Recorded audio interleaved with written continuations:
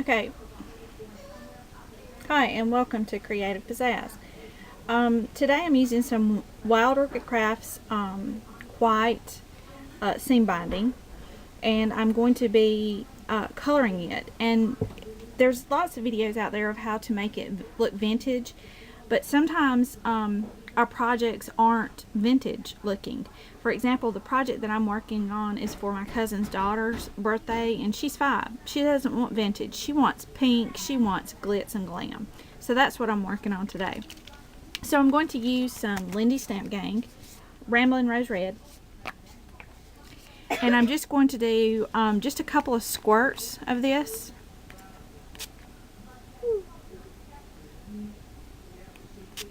I don't have my spray box out, and so I'm trying not to make a mess, but I think I did anyway. And then I'm going to add a couple of spurts of water. And the reason is I'm just going to take it and I'm going to scrunch it together, and that's going to spread out the ink so that the whole ribbon becomes dyed. And it's also going to put all those wrinkles in the seam binding that we really like. Because even though this is a glitzy glammy project for a little girl, that doesn't mean that I can't add texture and interest. And I think that you can tell that there's going to be some variation in the color. And actually, I think I'm going to add a little bit more water to this, because I do want it a little bit more consistent. I can always add more ink. And I'm just kind of rolling it between my fingers, and of course I'm getting it everywhere. And now, yes, that's much better. So you've got light and dark patches, but the whole ribbon is pink, and that's what I wanted. Okay, and so all of that great texture from wrinkling up the seam binding is going to stay, and I'm going to leave this just to dry overnight, and then I can use that as a ribbon to make a bow for the project that I'm working on.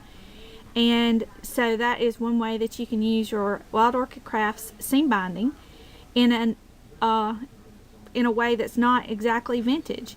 Of course, this also works great for your vintage seam binding. If you haven't done that, just choose a color that you like and